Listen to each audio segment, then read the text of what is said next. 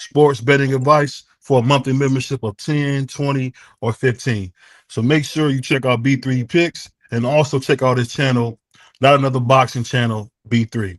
Um, we got some great things going on with him. And also want to give a big shout out to the Breakfast Box. Thank you guys for all your support. But while we get all out the way now, Uncle Stitch, how you doing, man?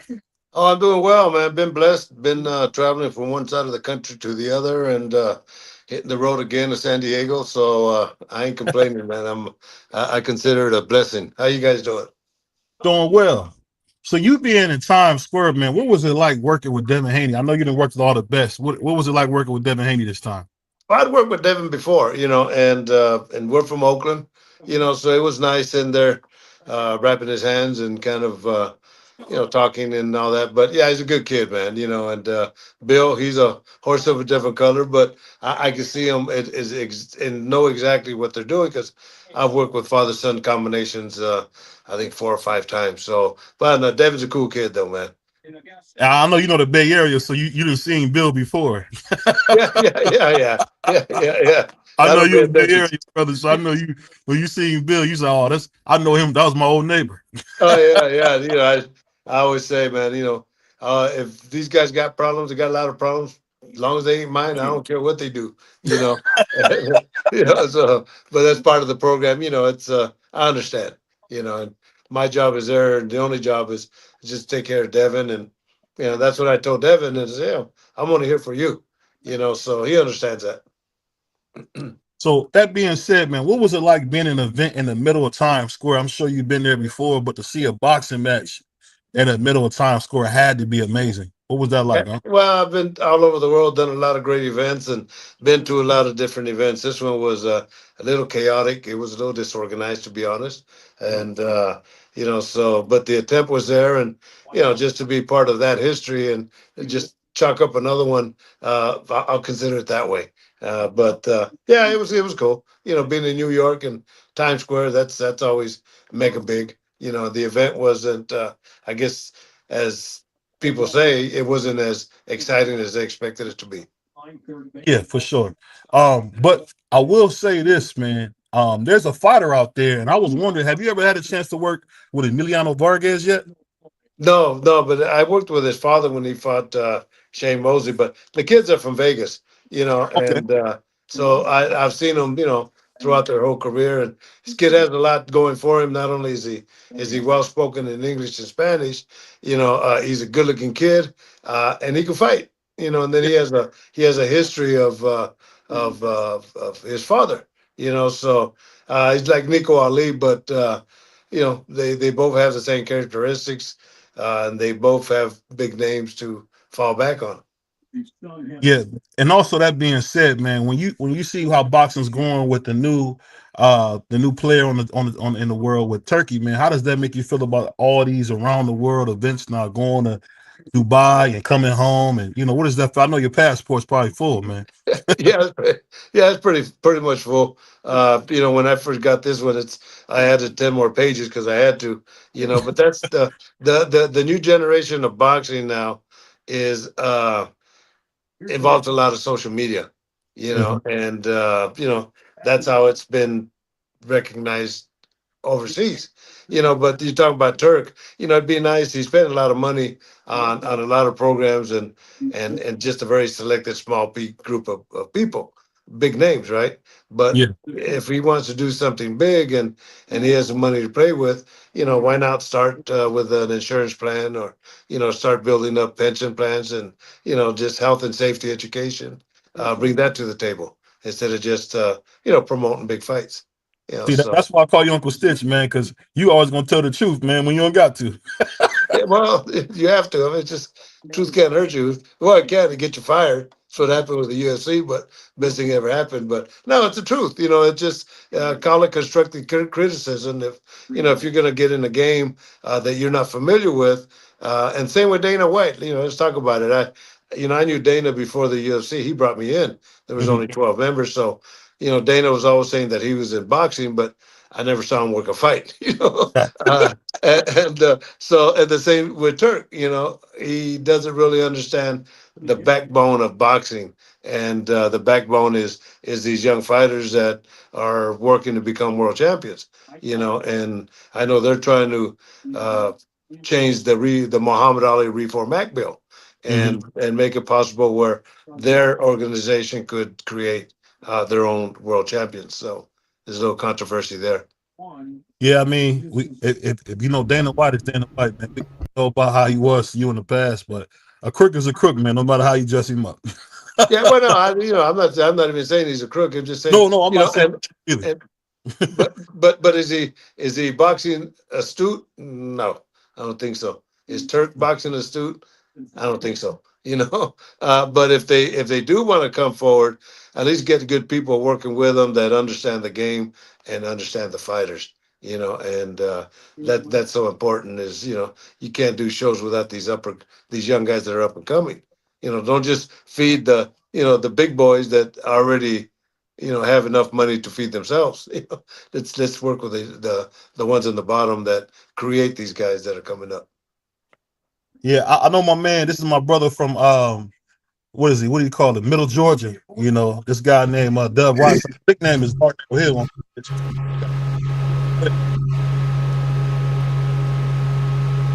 You hear me, Dub?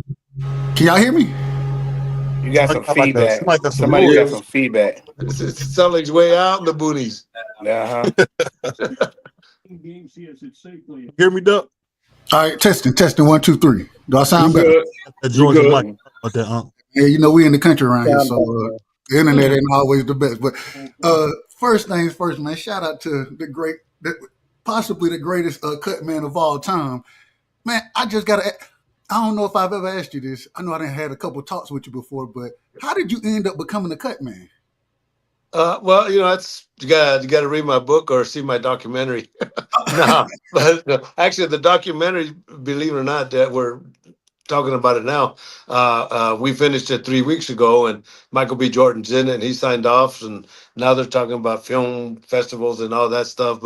But my career, you're talking about being out in the country. Well, so was I. I grew up as a farm worker in the Central Valley of California, which is the agricultural capital of the world, and I was born and raised in a migrant camp. My address is CPC number 12 for the California Packing Company. So those are my roots, and my big thing is I always wanted to play baseball, and played 4 years of high school ball and varsity ball, and walked on to a college, but didn't have a car, so I joined the military in 1972, and in 1974, I always said if I went to the Orient, I'd want to study the martial arts, and that was during the Bruce Lee era.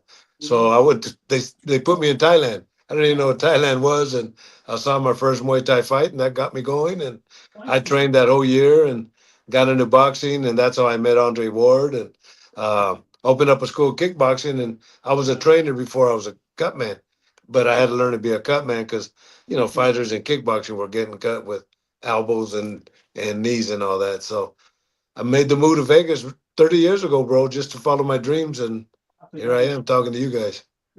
Man, and for you to come from that type of background and be, like I said, a legend in the sport off of being, the Stitch man. Um, Out of all your fighters that you work with, you talked about Devin a second ago. Who are some of the best relationships that you've built, and who are I'll, some of the I'll, guys that you really I'll, like to I'll work with? I'll tell you right now, but let me finish the story with. See, I belong in. I'm a strong believer in destiny. Things happen for reasons, right? So I did the fight with Top Rank Sunday here in Las Vegas. I live in Las Vegas, and a friend of mine from Germany that does the German commentating was in town, and last night my wife and I and we had dinner with them at a Mexican restaurant. So as I'm walking out, the migrant camp that I lived in was called Hadley's Camp. And as I'm walking out, the car that is parked to me, the license plate says Hadley's. And the young lady is getting in her car. And I said, "Are you a Hadley?" She goes, "I am." I said, "Oh my, let me tell you my story. Is when I grew up as a farm worker, we lived in Hadley's camp, and you guys are the ones that furnished us with housing and work. So talk about a destiny, right?" And so I had to take a picture of the license plate because I've never seen a Hadley since I was a kid. So anyway, I just had to throw that in, and that's part of the in the documentary. So, but anyway, you're asking about some of the greatest for fighters that I've worked with that I have stories. Yeah, and I got to give you the first one that always falls on top, and it happened to be my last one with Vladimir Klitschko when he fought Anthony Joshua in Wembley Stadium. Now, keep in mind, Vladimir was a world champion for 8 years, and I'm going to tell you why after this story because I had a lot to do with it, right? And Mhm. but I didn't see Vladimir until the day before the fights at the weigh-in because my daughter Carla had just gotten married and I got in Thursday, and I'm talking to him and his brother Vitaly, and keep in mind both of them are right in the heart of the battle with Russia. Mhm. Vitaly is the mayor of Kiev and Vladimir the face. Anyway, I know these fighters can't sleep at night. They get nervous and all that. So I put my hand on Vladimir and I said, "Look, don't worry about nothing tomorrow. I'm gonna take care of you like you're my son." And I leave because I know it gets into their head, right? Psychology is a big part of what we do as cutmen, as the trainers. So anyway, there's 90,000 people in Wembley Stadium. Michael Buffer's ready to do the announcing, and I'm putting the final Vaseline on Vladimir, where maybe well, he's this much bigger, right? So I'm putting the Vaseline on him, and between him and I, he says, "You could call me son." And bro, that gave me chills, and it gives me chills every time I tell that story. So in leading to that, the last time I saw Vladimir was in Germany, and I asked him this one question. He says, "Vladimir," I asked him, "Vladimir, why?" And he says, "Stitch, there's very few people I trust in my life. You are one of them." And that's the last time that I saw him. And right now he's in Ukraine fighting Russia. Man, It's that's crazy, crazy. huh? That's Crazy. crazy. Speaking of that, I gotta ask you something really important and near and dear to my heart, man. I know you got a lot of ties to the Bay Area. I'm just kind of wondering. I know, like you're far removed, but I know how much you care about the kids, man. But what do you Mhm. think about all the violence we're seeing in the Bay Area, Vallejo, Richmond, Oakland? They actually had to close a bunch of restaurants. You know, Oakland's almost a ghost town now because of what's going on. I'm just wondering, what would you say to those young kids that seem to can't think, understand that violence isn't the way? What would you say? You Because know, you're from there. and that's a good point. And I was just kind of look at some kids on TV the other night and I'm thinking, I said, they're how do they get to that point mentally where they think that it's real cool to go and carry a weapon? That's to me, I think it's the stupidest thing you could do. If you carry a weapon, that means that there's going to be negative consequences that are going to follow it. I work on numbers and percentages, and the probability of that happening is extremely high. So why would you even get yourself to that point? And but I was gonna say these guys, I said, look, man, like me, I'm nobody different. I'm no different than you. I woke up poor. I woke up hungry. I woke up Yeah. pissed off. But I did the right things and I followed my dreams. And don't be scared. That one line we talked about it before. That one line that we're scared to cross, if you don't cross it, man, you'll never get there, But yeah, don't be stupid. And when I graduated from high school, when I was in college, one year I was in college, I worked in the juvenile hall. And it's Mm-hmm. a good question you brought that up because I used to ask these guys. One guy was in there for like 15 times. And Mm-hmm. I'm thinking, why are you so stupid to to be to be doing the same thing and getting the same consequences? So that's yeah, it's tough for me to answer, but it's been like that forever. Yeah, I mean, I think we sometimes we gloss over it, and we don't understand that it's really some kids out there that feel like there's no tomorrow. I would ask you this: what would you say to somebody who's having a tough time? Say the last 10, 12 months have been battling. What's something you had to do when you was at your lowest point to keep yourself going? Yeah, I just kept going, man. I I was blessed enough to have a good job. I worked for RJ Reynolds Tobacco Company when I got out of the military. Before, yeah, I just lived poor. I Yeah. had no choice but to live poor, right? And Hmm. but when I got out of the military, I worked for RJ Reynolds Tobacco Company, the company that made the Winstons, the Salems, the Camels. So I had a company car and a tie, and I'd work in. That's why I understand. I saw these kids. I used to work right in the streets of Oakland, Richmond, Hmm. Vallejo. So I used to see all that, right? And but they just have to continue going forward, man. That's it, and take those shots. And Mike Tyson. I interviewed Mike Tyson years ago, and in relationship, even to all of us, right? Hmm. But I said, Mike, that one every fighter has that one little thing that nobody has. What's that one little thing? He says, take the pain. You have to take the pain. And as I broke it down, I thought, man, he's right. Because, not only fighters, but us. You take a pain in training, you take a pain in fights, you take a pain financially, and then hopefully you don't take pain long distance, right? And that applies to all of us, but how do you get beyond that? And Mike said this. He goes, you got to get your body in 100% physical condition because your body tells your mind what to do. And so get in sports. You know, you don't see too many guys screwing up once they get in sports. Yeah, that's for sure. That's Yeah, for sure. yeah, That being said, man, I want to bring my man D Free, and that's the guy. That's the reason we late because of D Free. So I wanted to bring D Free in here. Go ahead, D Free. Yeah, I was going to ask you, being down at Times Square for the event, where did they had y'all set up to wrap the hands and warm up for the fighters?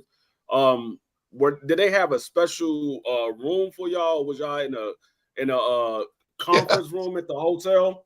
What they We had set were, up for y'all?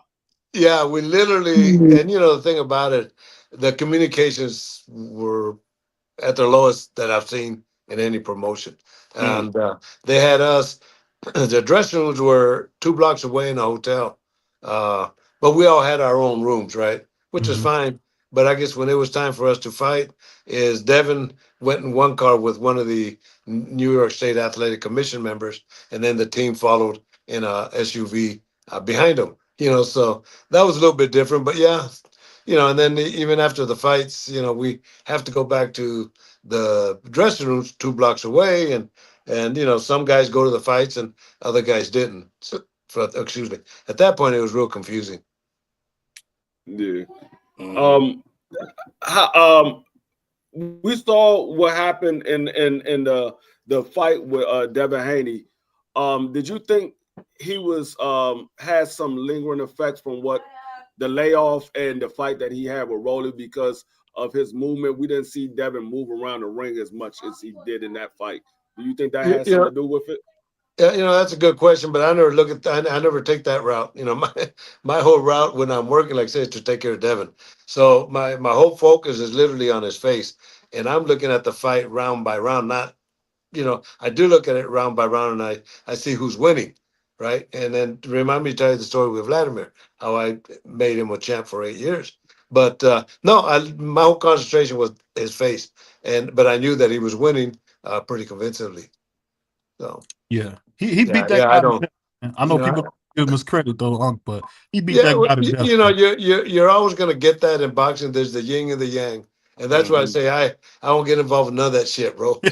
I got a lot of problems. Those ain't one of them. My job is to take care of you, and that's it. And whatever you guys do. In fact, I was talking. If you remember Andre Durrell, Hmm. so do you remember when his uncle went and we fought a skeet again? He went to the other corner Oh and he, yeah, that and he was a cracked him. brutal shot. Brutal so, right hand. I so remember that. so I was talking to his uncle on the way to the airport from going to the fights at Times Square, and he says, Stitch, the thing I remembered about that is when I saw the tapes, is everywhere that Andre went, you went with him. And I said, yeah. I said, I told him, don't even get involved. My job was to take care of him, right? And I did, And even when he fought the second time with Eskedigi, he wasn't looking good at all, and he was taking what I consider long-term shots, where you get here, it comes out here, and the doctors are talking, and I don't know what they're saying, but I go and I talk to him, and I whisper during the in between the rounds. I said, look, the doctors they're talking, they're thinking of stopping the fight. Do you want to continue? And real slow, he goes like this, a small no. Bump, stop the fight. And Virgil Hunter, Andre's trainer, was a coach and the grandfather. And no, no, one more round, one more round. And nope, as long as he said no, he's done. And people didn't understand. The next day, him and his wife called me like 8 in the morning and they thanked me. And he says, Stitch, thank you because I had nothing in me. And then the last time I saw him was months ago here in Vegas. And comes and gives me a hug and a kiss. Stitch, I love you, man. Because of you, I'm speaking this well. So, Yeah. those are the fun things. And you're talking about Yeah. stories. Yeah, I got tons of stories with so many guys. But Vladimir Klitschko, that's why he became world champion for 8 years. His first fight after losing to Lehman Brewster was Hmm. against Devereux Williamson here in Las Vegas at Caesar's Palace. Well, I had met Vladimir and Vitaly in 1991 when the Soviet Union first broke. I took a team of professional boxers and kickboxers, and I had a big kickboxer that fought over there at that time. And these guys were already young stars. So when they came into town, I met them and all that. So when he did Ocean's 11, when they robbed the casino and he's fighting Lennox Lewis, he wanted the guy that was in the. Well, I worked as his cut man, and Yeah. then when he fought Lehman Brewster or Devereux Williamson, he asked for the cut man that was in the movie with him, which was me. And during that fight, because I worked all these type of cuts before in the UFC, that big vein that we have, that Badu Jack had, that Tim Zoo Mm-hmm. had, that Hmm. vein, when you pop it, it's very, very hard to stop because the vein is bigger than the ones around here. And the medication we put is the adrenaline. It's a vessel constrictor, so it closes up the blood vessels. But if that blood is coming too thick, it it won't absorb and it won't close. You see so anyway, I've worked with those in the UFC with Forrest Griffith That's and pretty everything. gruesome. You Oh said that yeah, so no, it calm. is. What's that? I said that's pretty gruesome, Monk. You said that like that was nothing, man. Oh, yeah. Well, no. Well, let me tell you how I finish it up. So the doctors know me. I've worked on those cuts before, but the probability of those fights, those cuts can bleeding is extremely high, and it goes into the eye, so it gives the fighter a disadvantage. Badu Jack was a good example. His whole face was just crimson red, and he's shaking his head. The cut man didn't do a good job on that. Anyway, Vladimir sits down, and it's in the fifth round, the end of the fourth round, he won the first 3 rounds. All right. And didn't look good, but he won the first 3 rounds. Well, in the fourth round, he gets dropped by Devereux Williamson. And Hmm. then he's okay. On the fifth round, he gets that unintentional headbutt. And at that point, I'm looking that he's winning 3 points to two. And when he sits down, I tell him in Vitaly, I whisper, Emmanuel Stewart's on the other side. And I whisper, I said, look, you got a back cut. You're winning the fight. I'm going to have the doctor stop the fight. So when the doctor came, she says, well, what do you think, Stitch? I go like this and I open it up. And she stopped the fight, went through the scorecards, and he became champion of the world after that. And Mm-hmm. and Jay Nady, the referee, a couple shows down the road, he says, Stitch, come here, man. Did you do what I thought you did? Did you open up that cut in front of the doctor? I said, I did. He goes, that was ingenious. But that's how you take advantage of those opportunities. Mm-hmm. So yeah, so that's a good story with him. But Yeah. yeah, I got tons of stories with so many guys, man. So many. Hey, I let me want to ask ask you you this. one. Oh, let me ask you this real quick. I'm sorry, D Free. Go ahead. I gotta ask you this, man, because the thing that keeps the recurring thing with you is everybody look at Uncle Stitch as that guy, man. I'm just wondering, how did you get that father thing about you, man? Because you just got that love father thing about you, man. When I Now, see you, man, I'm kissing your head. You're gonna say, hey, man, who is that? That's gonna be now, me. it's funny you bring that shit up, man, because when I was at Times Square, I saw Michael Buffer at the weigh-ins, and I hadn't seen Michael Buffer because we used to work with the Klitschko's all the time. He used to be the ring announcer, so we're friends. Well, I haven't seen Michael in 10 years, maybe, and we saw each other and gave each other a hug, and he said, "Man, you look good." And well, you look good too. And but it came to the conclusion that I realized that now I am me and Michael Buffer are the OGs. So I'm 73 years old, bro. But I've always but my job has always been to take care of fighters. My parents, when we grew up as farm workers, they fought for the rights with Cesar Chavez. Cesar Chavez was our Martin Luther King. That he supported us and he boycotted the grapes and the lettuce and all that, and we got some rights, right? So my parents were always like that. So our whole family has always been like that, is to help the ones like us, which is us, right? And so that's always been my nature, bro, is to always take care of people, like and do what I can. Real Let me ask you real quick. Have there ever been a fighter or a trainer that didn't take your advice?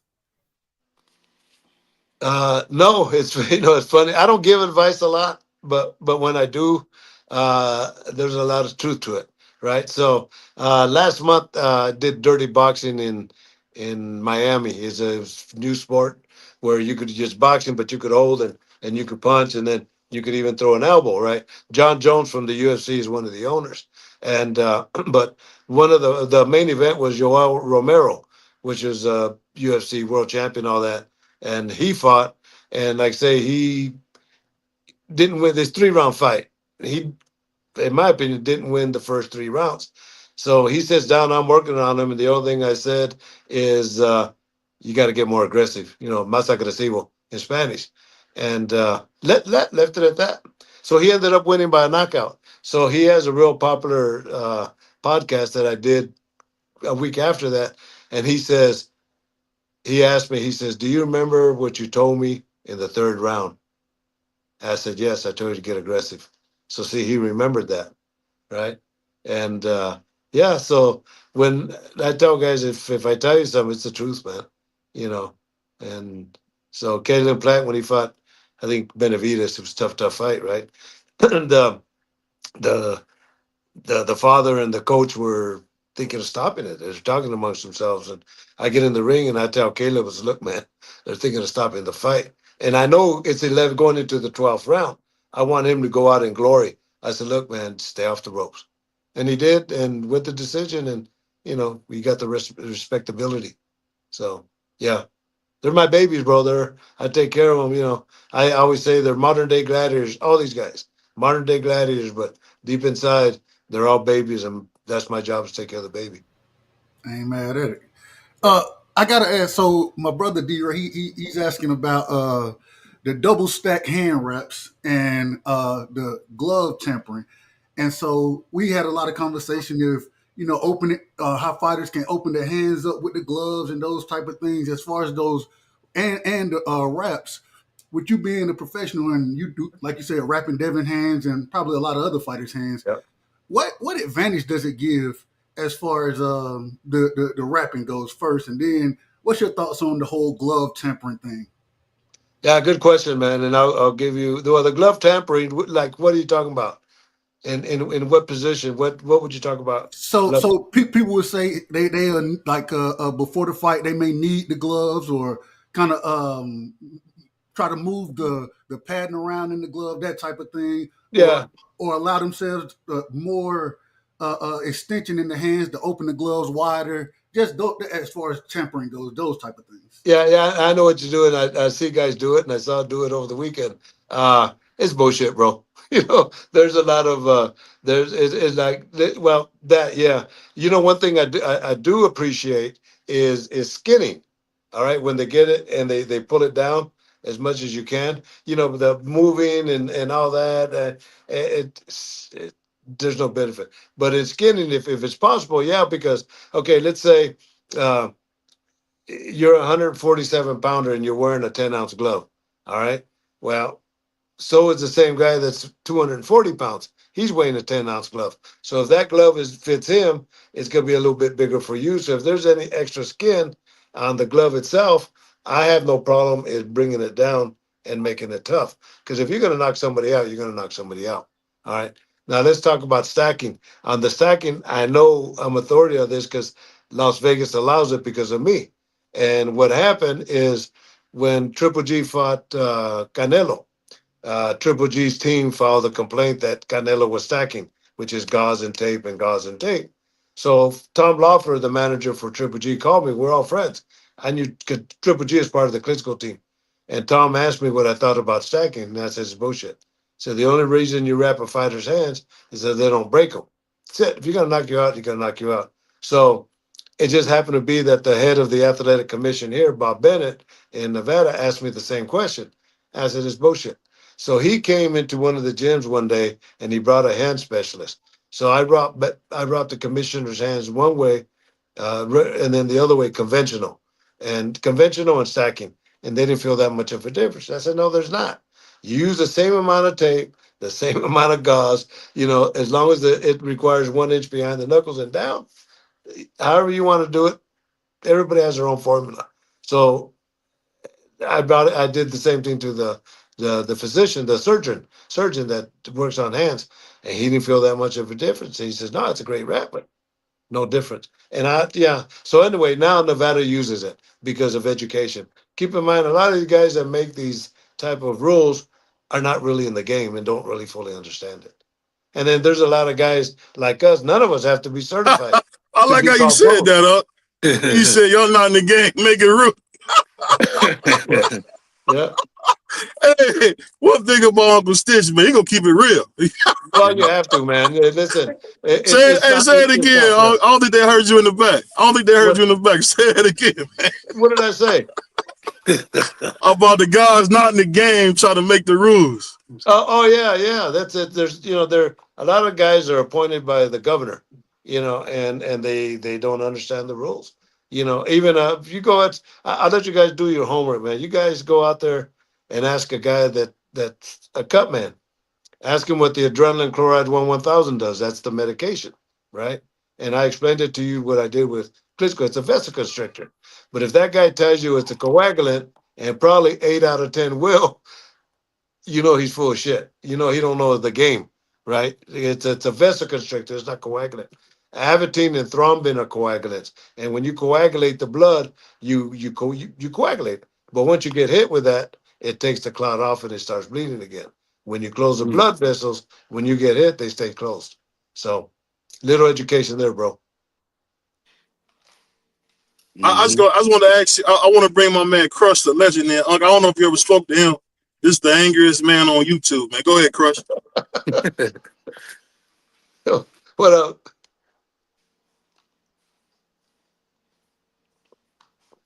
Crush, you there?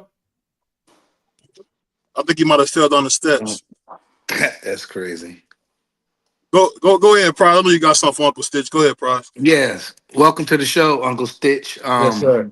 It's always a pleasure to talk to you. Hall of Fame, the best cut man ever, the GOAT. But I wanted to get off of boxing a little bit. Now you're a big movie star now, so Yeah. yeah. So you a big movie star. So how is it working? No did it. I say no did it. I say no did it. No did it.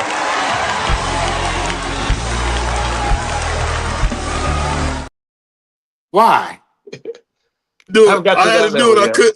He said It's get off crazy. of it, so I had to do that, Uncle Stitch. Man, I'm I sorry. didn't say that. But Hey, haven't got to that Get outta level here. yet, man. How is it working with Michael B. Jordan? How's your relationship? Besides all the 100%. clown stuff we just did. 100% super good kid, man. He came on. He gave us 30 minutes for my documentary, and they're helping us take it to Amazon and Prime. But yeah, it with Michael, just like fighters, I treated Michael 6 weeks at a time, 6 to 8 weeks. Creed 3, but I treated him like a fighter. Every morning when it was time for the fight scenes or the training scenes, it would just be him and I, and I'd be wrapping his hands either in the trailer or the room wherever we're at. So it was always just him and I treating him like a fighter, and he appreciated that.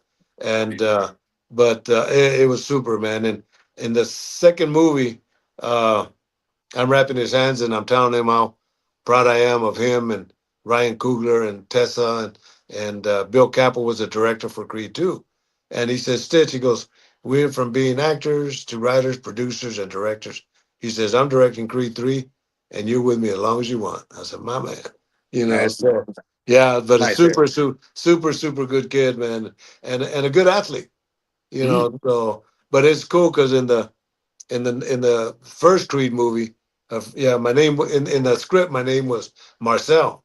I said, man, I don't know anybody named Marcel, right? But the Mexican especially, Right. And but when it was time for Rocky to introduce us to Adonis, Rocky says, "Oh, this is Stitch, the best cut man in Philadelphia." So that stayed, and which I thought was great. And I thanked Sly the next day, and he says, "No," he goes, "It has to be authentic." Yeah. But in that scene when Rocky got sick, remember when he's training Adonis, he got sick and he threw up, and then Adonis picks him up and he's walking with him, and well, in that scene we can barely see us. We're just me and the two coaches are leaving. But in Philadelphia at that time, the gym's on the second floor, and it was snowing. So we're on the stairway as they're filming and not knowing what they're filming. But all of a sudden I hear Stitch, and I kind of go up, and I said, nah, maybe it's part of the film. Well, it was, but but Stitch wasn't in the script. Right. So the next day I'm wrapping Michael's hands, and I said, Michael, I'm not going to kiss nobody's butt, brother. But let me tell you about this.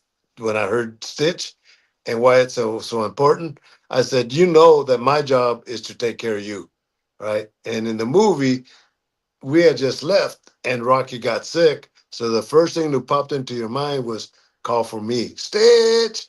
It stayed in the movie, bro. Nice. Yeah, yeah. That's what's So up.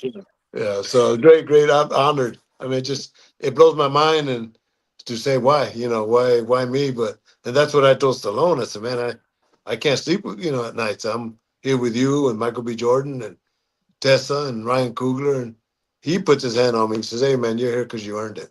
I said, man, Right. appreciate it. Yeah. So I have been blessed, bro. I'm not gonna lie Yes, to he you. has. And your city's on fire, man. You got Ryan Coogler, Yeah. you got Devin American Dream Haney. I mean, my goodness. I mean, and I thought y'all would have to wait a while because I had Andre Ward for so long, but Yeah. it looks like Oakland's still on fire. Yeah, and you know what? And it's funny because I told Ryan I lived about 4 blocks from Fruitvale Station. So it just Yeah, I tell you that's the way my life has been encased with the stars, man. Somebody's taking care of me. yeah, and it's well deserved. I got another brother in here, man. One of my favorite light skinned people, man. B3. What's going on? I know you want to ask Uncle Stitch a question. Go ahead. Hey, salute to BVO. Shout out to all the guys, everybody in the chat. Mr. Duran, I gotta ask you just a quick question. Can you give us like one experience, like crazy experience from being in the corner of one of these professional fights where maybe it was like a bad cut or just like a bloody situation, something you were like, wow, that was a wild situation. Yeah.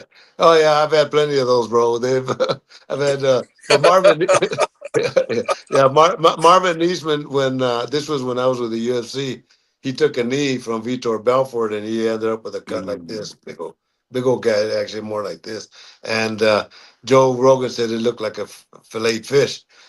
But I'm working on them. And one of the things that I do when I check with fighters, I check on their mental capacity, where they're at that time. And I mean, he took a knee to the head, right? And he has a big old gash, and I'm working on the cut, and I know that people are going, they're seeing it because on the big screens, and I can hear the fans ooh and ah. And so I tell Marvin to check his faculties. I said, Marvin, this is the biggest fucking cut I've ever seen in my life. And he starts smiling, and I knew that he was okay, right? And so that was it, man. I've had tons of them. Brock Lesnar when he got big old gash, and he's telling me, right, just him and I, and Stitch, take care of me. Yeah, I said, of course I will. God, Andre Ward when he fought Edison Miranda, he gets cut, and he says, first thing in his mind, now I'm cut, but I got Stitch in my corner. So Mm. a lot of valuable moments, man. We have to sit down and have a beer and talk more. I got too Yeah, many stories for this short time interview, man. Yeah, yeah, that's but awesome. I've been blessed, man. That's awesome. Yeah, And because B3 drink wine coolers, huh? So I don't oh, know if he have a beer with you, man. He'll probably have a wine cooler. Yeah. BBO is great. That's I crazy. I jumped in late, so I just wanted to ask you this because just based off of the fight from this weekend, the Devin Haney versus Jose Ramirez fight, and I just want to see from your vantage point and your perspective, how did Devin look to you? Just as far as all the controversy that led up to the fight, everybody was I'm concerned about. sorry, he's a Devin super fan. Don't even answer that. I'm No, no, sorry, no, no. You know what? No, when I look at him skill wise, he's fine. He's Mhm. fine. And whatever happens in the past kind of motivates you for the future, right? And this fight with Ramirez, he was in total control. The Yeah. strategy, was it a fan based strategy? No, but was it a win strategy? Yeah, yeah. I have no problem with Devin can fight. Mm-hmm. Thank you Hundred for saying percent. that.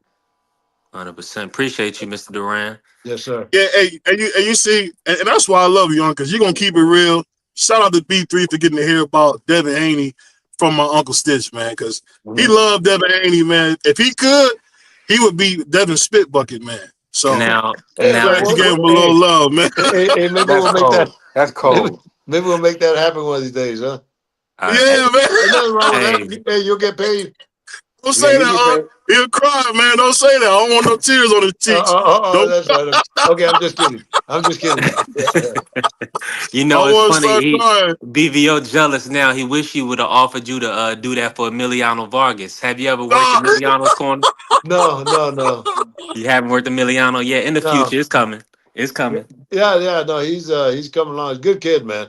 And just Yeah, Yeah. even the whole family, the two brothers were sitting behind me when I was working with Espinosa on the yeah. top rank fights. So it's a good family. And you just bringing up some great fighters. Now let me ask you: seeing Espinosa up close, how good is he? And just just from your vantage point. Well, I he beat Robesi Ramirez, the Yes. Cuban fighter, took his title.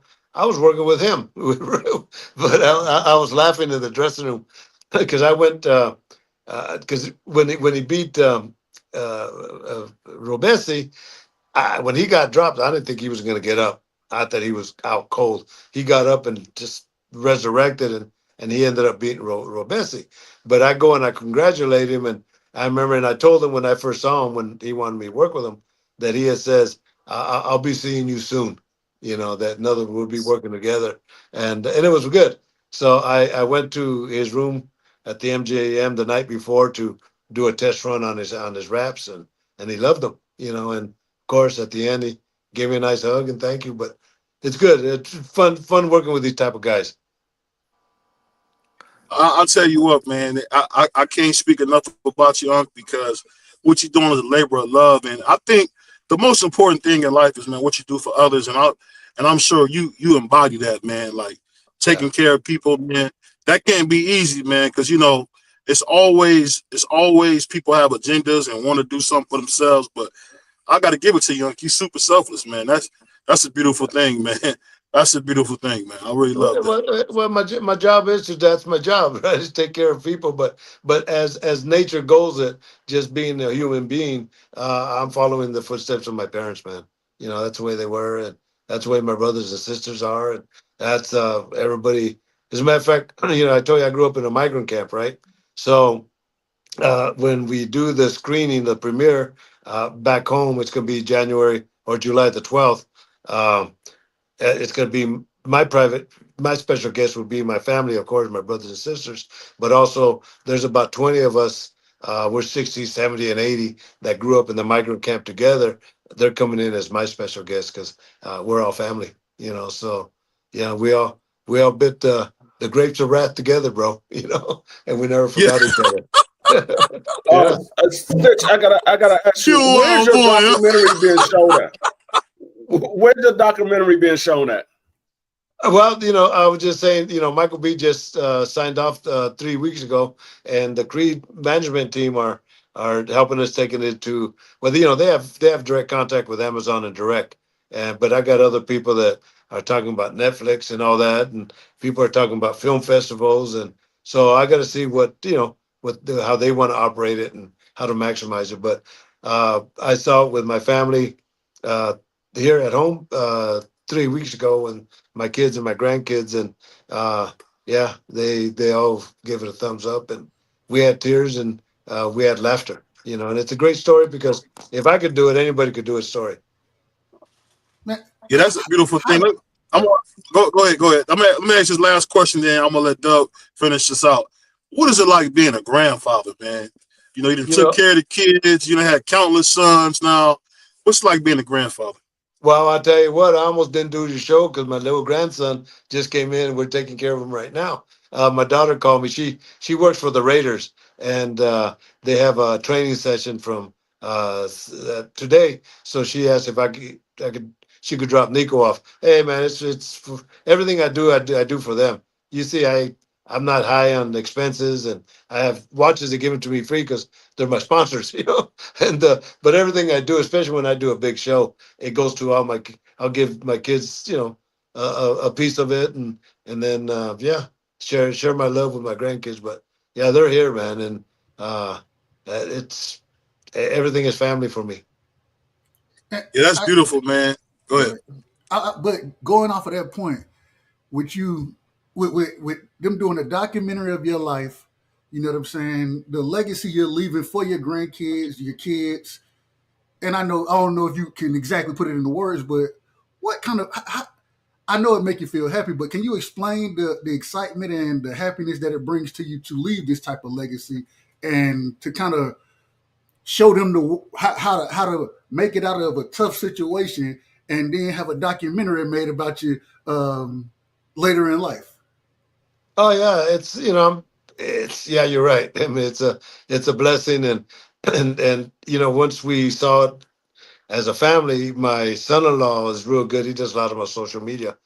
He interviewed my kids on what they thought of the film and my grandkids, and one of my grandkids says, because they didn't know that I didn't know that my grandpa lived like that. It's like in the migrant camps, right? And then the other one, Ava says, I've never seen my dad cry, my grandpa cry.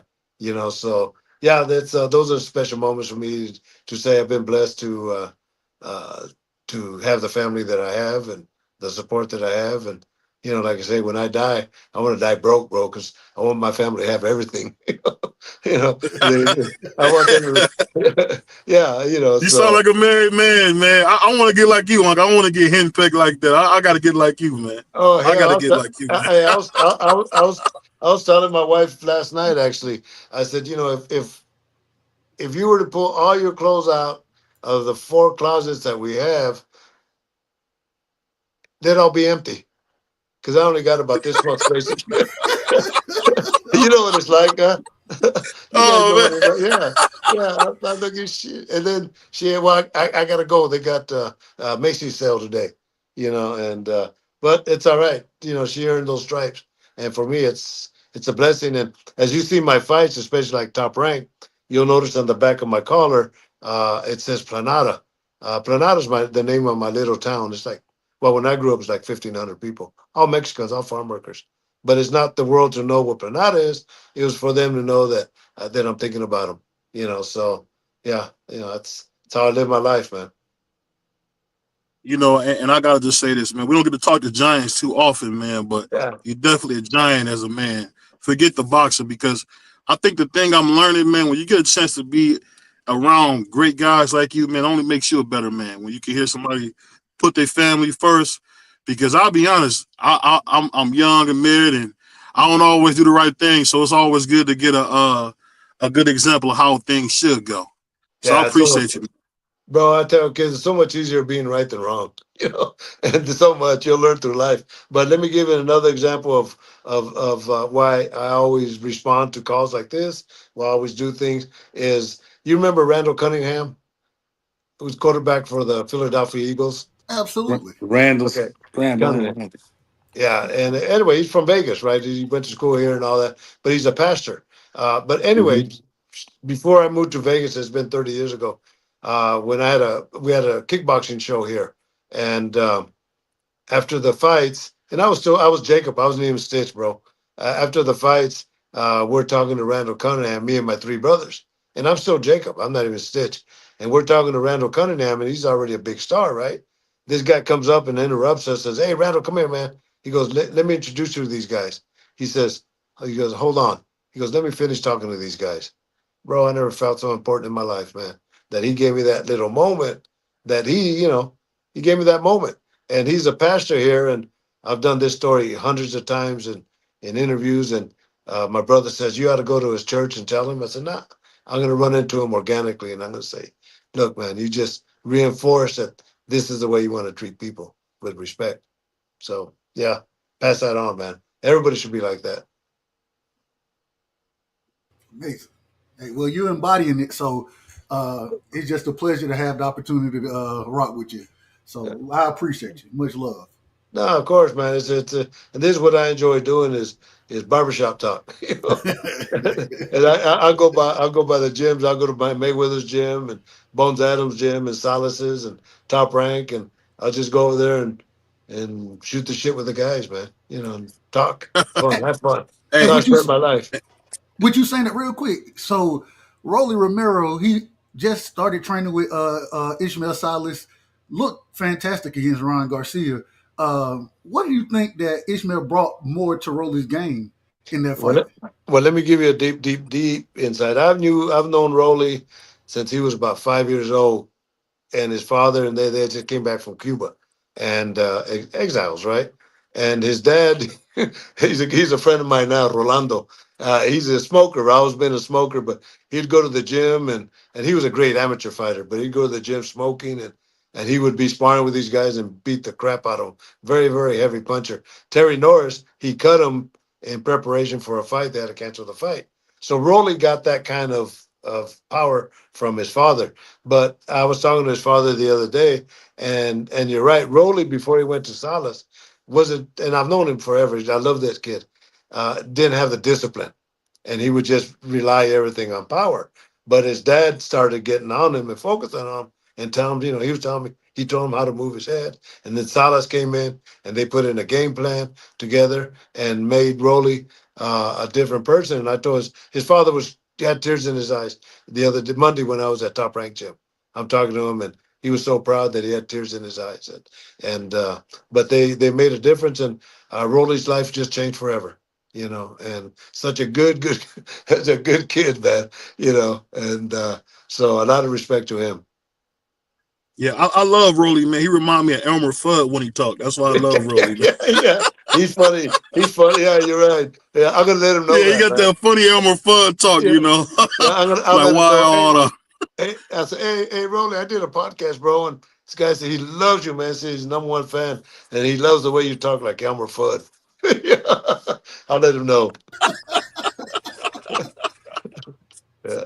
Hey, but on that note, man, we'll see you in a couple of months, Uncle Stitch. We just thank you for coming by, man, and I appreciate you answering that question, man. I can hear my brother B3 over there crying, man. So thank you so Devin. much for doing that, man. Talking about Devin Haney for him. Yeah. No, Devin's a good kid, man. All right. Oh, we love you, man. We'll see you soon, huh? All right, guys. Take care. God bless. Thank Bye you. bye. Thank you. Take care.